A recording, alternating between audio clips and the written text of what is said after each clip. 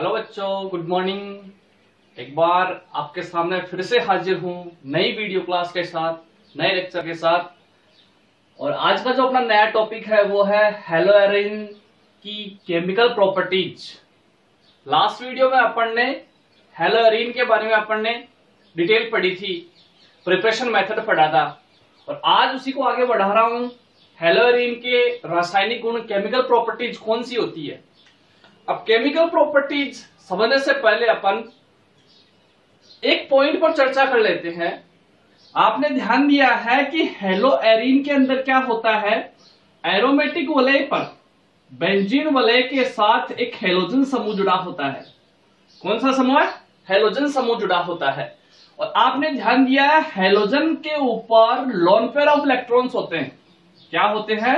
Lone pair of electrons. और इन्हीं अतिरिक्त मात्रा में उपस्थित लोन पेयर ऑफ इलेक्ट्रॉन्स के कारण यह बेंजीन वलय को इलेक्ट्रॉन देख करके धनात्मक अनुनाद प्रभाव दर्शाता है। क्लियर? और जब यह धनात्मक अनुनाद प्रभाव दर्शाता है तो आपने पढ़ा होगा, ध्यान दिया है कि बेंजीन वलय की जो ऑर्थो और पैरा स्थिति है, कौन सी? ऑर्थो स्थिति और यह पैरा स्थिति, इन पर इलेक्ट्रॉन घनत्व बढ़ जाता है। और इलेक्ट्रॉन घनत्व बढ़ने की वजह से यहां दोनों स्थितियों पर कैसा आवेश आ जाता है? नेगेटिव आवेश आ जाता है। ठीक है। अब मेन रूप से अपन देखें तो ध्यान दिया हो तो हेलोजन समूह के प्लस आर प्रभाव की वजह से ऑर्थो और पैरा स्थितियां हैं वो ऋणावेशित हो जाती है, यहां इलेक्ट्रॉन घनत्व बढ़ जाता है। अब ये बात आपको ध्यान देनी है। क्लियर? यहां पर अब ध्यान देवो, इसी कारण ये जो हेलोजन समूह है ये बेंजीन वलय के साथ जुड़ा रहेगा तो ऑर्थो पैरा निर्देशी समूह की भांति कार्य करेगा। किसकी भांति? ऑर्थो पैरा निर्देशी समूह की भांति कार्य करेगा। मतलब जो आने वाला अभिकर्मक होगा उसको ऑर्थो और पैरा स्थिति पर जुड़ने के लिए निर्देशित करेगा। क्लियर? अब अपन बात करें केमिकल प्रॉपर्टीज की, तो मुख्य रूप से अपन देखें तो एक प्रकार से ये इनकी जो मुख्य अभिक्रिया होती है वो होती है इलेक्ट्रॉन स्नेही प्रतिस्थापन अभिक्रिया। ये ध्यान देना, एल्किल हैलाइडों की एरिल हैलाइडों की मुख्य अभिक्रिया होती है इलेक्ट्रॉन स्नेही प्रतिस्थापन, जिसको कहा जाता है electrophilic substitution. Electrophilic substitution reaction.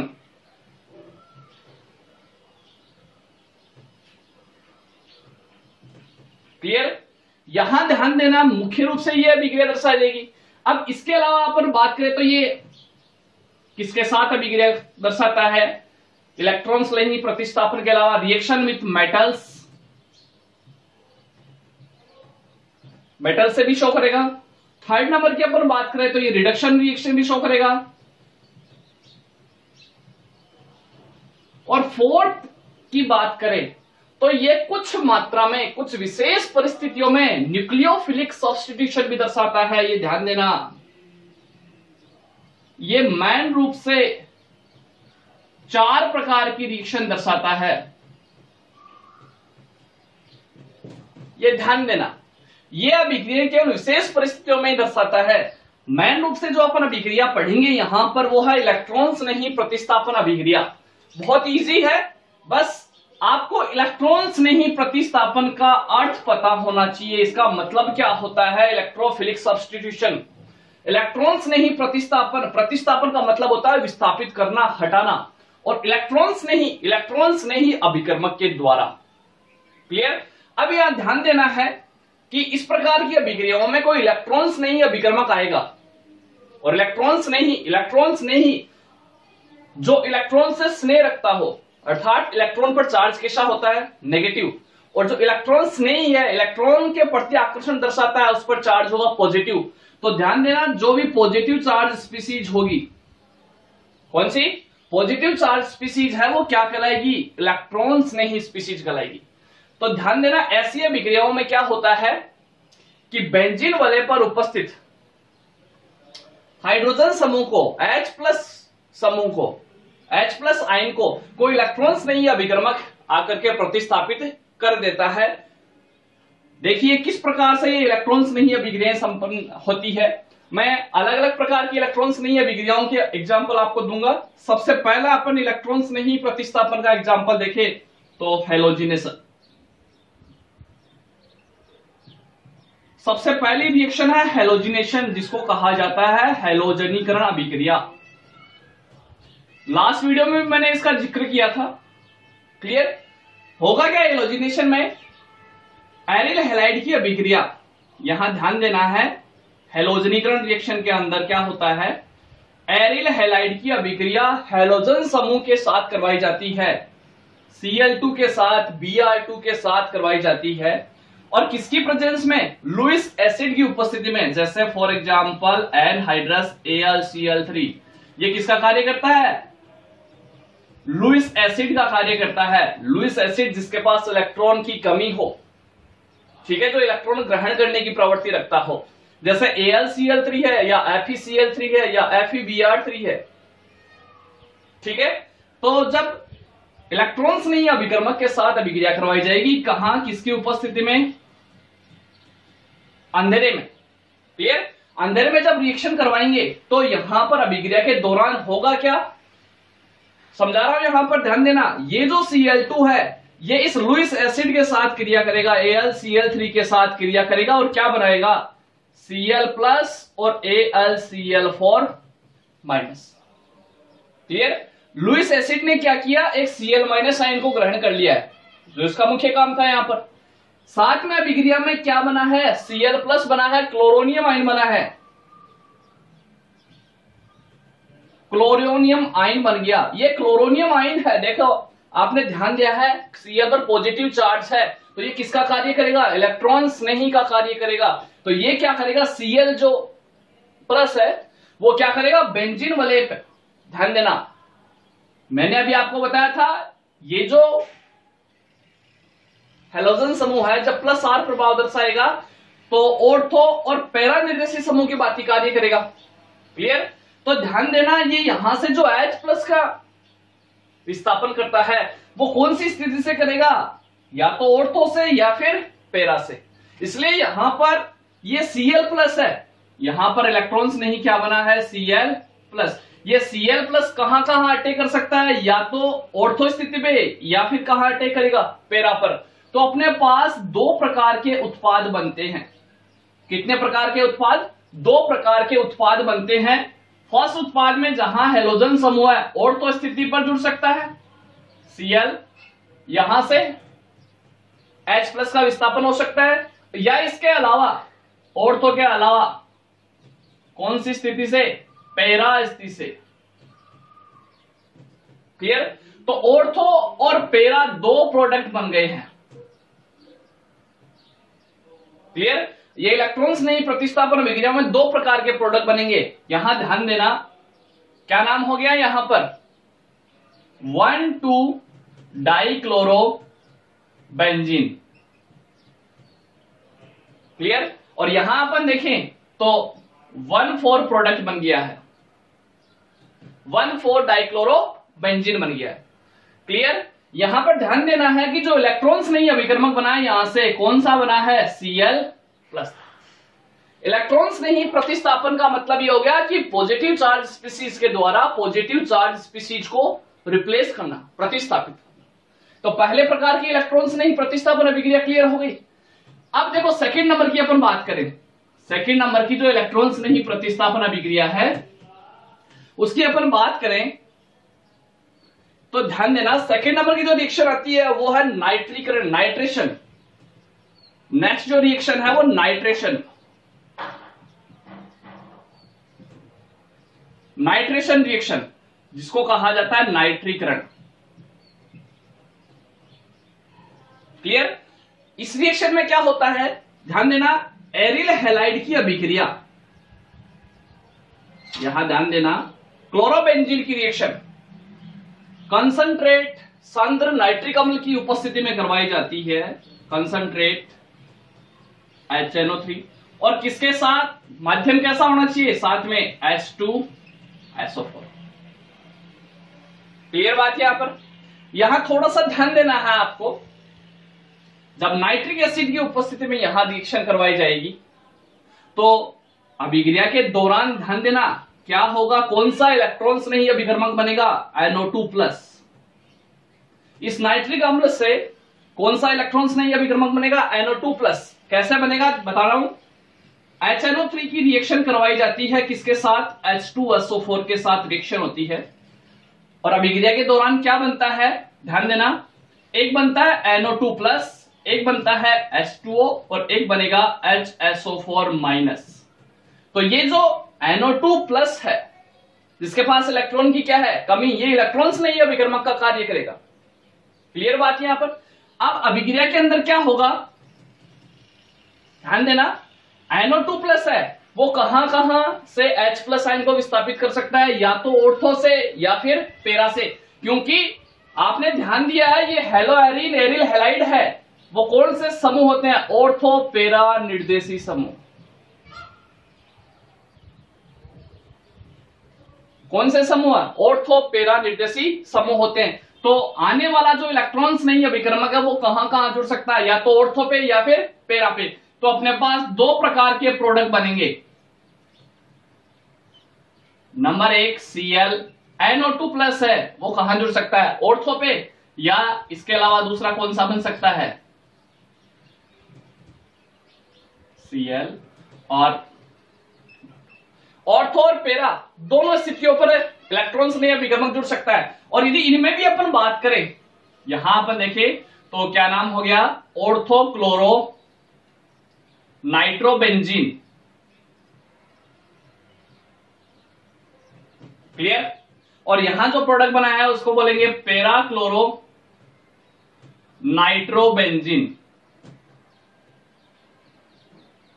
Clear. यहां अपन बात करें ऑर्थो और पैरा में भी अपन बात करें तो यहां ध्यान देना, ये जो पैरा वाला प्रोडक्ट बनता है वो मेजर प्रोडक्ट होता है हमेशा, यहां ध्यान देना, क्योंकि पैरा के अंदर आपने ध्यान दिया है दोनों समूह एक दूसरे के विपरीत व्यवस्थित होते हैं, जिसके कारण ये क्रिस्टल जालक में आसानी से समायोजित हो जाता है, इसका स्थायित्व अपेक्षाकृत क्या होता है, ज्यादा होता है, इसलिए ये पैरा प्रोडक्ट मुख्य रूप से बनेगा। क्लियर बात यहां पर। ये हो गई नाइट्रेशन अभिक्रिया, नाइट्रीकरण अभिक्रिया।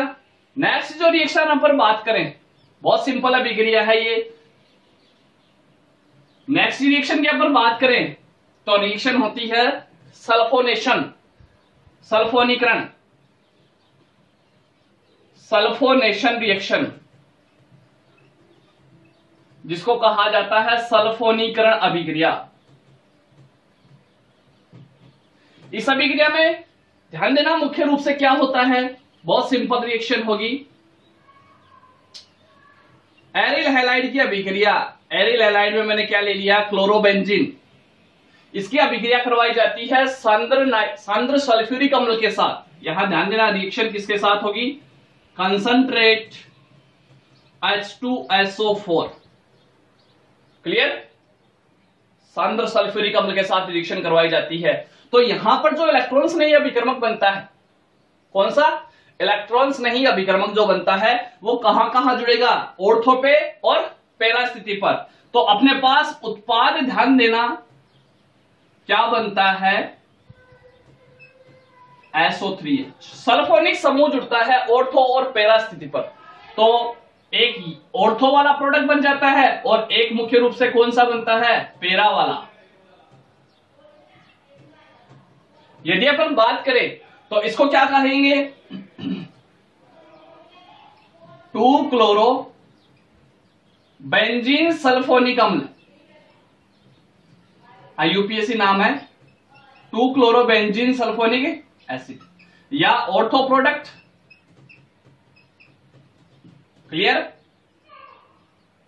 सेकंड की अपन बात करें तो इसको क्या बोलेंगे, 4-क्लोरो बेंजीन सल्फोनिक अम्ल, 4-क्लोरो बेंजीन सल्फोनिक एसिड। क्लियर। या जिसको क्या बोलेंगे, पैरा प्रोडक्ट। क्लियर। और एक लास्ट रिएक्शन की अपन बात कर लें। बहुत इजी है, आपने बहुत बार पढ़ी है ये रिएक्शन, बहुत सिंपल रिएक्शन है, बहुत बार आप पढ़ चुके हैं इसको, जिसको कहा जाता है फिडेल क्राफ्ट अभिक्रिया। बोर्ड एग्जाम में, विभिन्न प्रकार की कंपटीशन एग्जाम में बहुत बार पूछी गई है। नेक्स्ट रिएक्शन ध्यान देना, फिडेल क्राफ्ट अभिक्रिया। फिडेल क्राफ्ट अभिक्रिया, अब ध्यान देना, फिडेल क्राफ्ट अभिक्रिया दो प्रकार की है। मेरे पास कितने प्रकार की? दो प्रकार की फिडेल क्राफ्ट अभिक्रिया है। एक एल्काइलेशन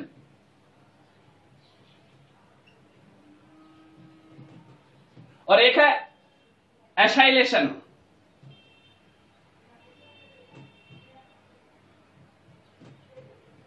इसको कहा जाता है एल्किलीकरण, फिडेल क्राफ्ट एल्किलीकरण, और सेकंड है फिडेल क्राफ्ट एसिलीकरण या एसिटिलीकरण।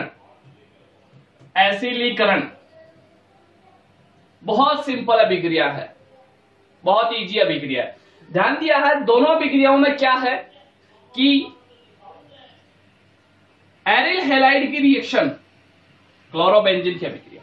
एल्किलीकरण, एल्किलीकरण का मतलब एल्किल हैलाइड के साथ करवाई जाती है। यहां ध्यान देना, एल्किल हैलाइड के साथ, जैसे फॉर एग्जांपल CH3Cl, और किसकी उपस्थिति में? वही लुईस एसिड की उपस्थिति में, एनहाइड्रस AlCl3 की उपस्थिति में करवाई जाती है। तो रिएक्शन के अंदर क्या होगा? इलेक्ट्रॉन्स नहीं अभिकर्मक बनेगा। क्या बनता है इलेक्ट्रॉन्स नहीं अभिकर्मक? CH3+। ये CH3+ है, वो किसका कार्य करेगा? इलेक्ट्रॉन्स नहीं अभिकर्मक का कार्य करेगा। और ये जो इलेक्ट्रॉन्स नहीं अभिकर्मक है, वो कहां से H+ का विस्थापन करेगा? या तो ऑर्थो से या फिर पैरा पोजीशन से। समझ रहे हो बात को? तो दो प्रकार के प्रोडक्ट बनेंगे अपने पास। सबसे पहले Cl, एक तो ऑर्थो प्रोडक्ट, इसका मतलब क्या हो गया? ऑर्थो क्लोरोटोल्यूइन, एक तो ये बन गया। इसके अलावा अपन मेजर प्रोडक्ट की अपन बात करें दूसरा, तो सेकंड कौन सा बन सकता है? पेरा क्लोरोटोल्यूइन। इसको क्या बोलेंगे? पेरा क्लोरोटोल्यूइन। क्लियर बात? आपको ध्यान देना है कि इलेक्ट्रॉन्स नहीं अभिकर्मक कौन सा बन रहा है? पेरा क्लोरोटोल्यूइन। ठीक है। नेक्स्ट अपन बात करें एसाइलेशन की, तो यहां एसिटिल समूह का योग हो जाता है। एसिटिल समूह है वो इलेक्ट्रॉन्स नहीं का कार्य करता है। यहां पर जैसे यहां एल्किल समूह है, वो इलेक्ट्रॉन्स नहीं अभिकर्मक का कार्य कर रहा है, वैसे यहां एसिटिल समूह किसका कार्य करेगा? इलेक्ट्रॉन्स नहीं अभिकर्मक का। देखिए रिएक्शन क्या होती है, किस प्रकार से संपन्न होती है। बहुत ही सिंपल है, एसाइलेशन, एसिलीकरण। ध्यान देना, क्लोरोबेंजीन की रिएक्शन एसिटिलीकरण है। एसिटिल हैलाइड के साथ रिएक्शन करवाई जाती है। एसिटिल हैलाइड CH3COCl, इसको कहा जाता है एसिटिल क्लोराइड। क्या कहेंगे? Acetyl chloride. और किसकी उपस्थिति में? उसी लुईस एसिड की उपस्थिति में रिएक्शन करवाई जाएगी, एनहाइड्रस AlCl3 की उपस्थिति में। तो यहां पर क्या होता है? रिएक्शन के दौरान ये वाला बॉन्ड टूट जाता है, इसके साथ रिएक्शन करेगा तो क्या बना? Cl- और CH3CO+। यहां से जो इलेक्ट्रॉन्स नहीं अभिकर्मक है वो क्या बनेगा? CH3CO+। ये किसका कार्य करेगा? यहां पर एसिटिल समूह किसका कार्य करेगा? इलेक्ट्रॉन्स नहीं का। और ये इलेक्ट्रॉन्स नहीं अभिकर्मक कहां जुड़ेगा? या तो ऑर्थो पे या फिर पैरा पे। तो क्या प्रोडक्ट बनेंगे अपने पास? Cl, C double bond O,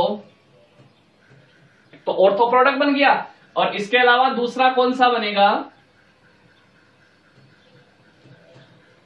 C double bond O CS, para product बन गया। क्लियर? यदि अपन इसकी बात करें, यहां ध्यान दें, इस प्रोडक्ट की अपन बात करें तो नाम हो जाएगा ऑर्थो क्लोरो। यहां बेंजीन पर COCH3 समूह है तो इसको कहा जाता है एसिटोफिनॉन, ऑर्थो क्लोरो एसिटोफिनॉन। और इस प्रोडक्ट की अपन बात करें तो नाम हो जाएगा पेरा क्लोरो एसिटोफिनॉन। एसिटोफिनोन कीटोनिक समूह है, यहां ध्यान देना, इसलिए नाम क्या हो गया, एसिटोफिनोन। तो ये मुख्य रूप से एरिल हैलाइडो की इलेक्ट्रॉन्स नहीं प्रतिस्थापन अभिक्रिया है। बहुत सिंपल है, बस आपको पता होना चाहिए कि इलेक्ट्रॉन्स नहीं अभिकर्मक कौन सा बन रहा है। उसके बाद आप आसानी से ऑर्थो और पैरा स्थिति पर उस इलेक्ट्रॉन्स नहीं को जोड़ करके प्रोडक्ट बना सकते हैं। क्लियर बात?